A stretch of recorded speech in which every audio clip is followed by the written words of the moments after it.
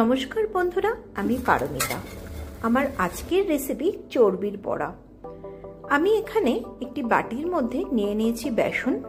এর মধ্যে মিশিয়ে দিচ্ছি চালের গুঁড়ো আর দিয়ে দিচ্ছি বেশ কিছুটা পরিমাণে পেঁয়াজ কুচি, কাঁচা লঙ্কা কুচি, হলুদ গুঁড়ো সামান্য একটু, আর দিচ্ছি পরিমাণ মতো নুন।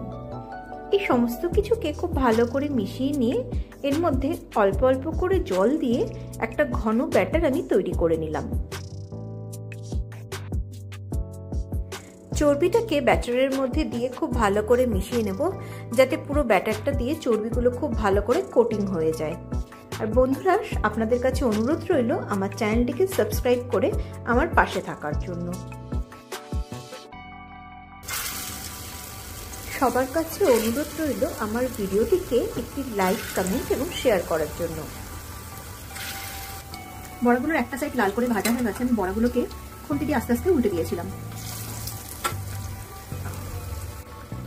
আমার চর্বির বড়া একদম তৈরি হয়ে গেছে, দেখছেন সুন্দর লাল করে ভাজা হয়ে গেছে সবকটা বড়ে। এবার বড়াগুলোকে আমি আস্তে আস্তে তেল ছড়িয়ে তুলে নেব।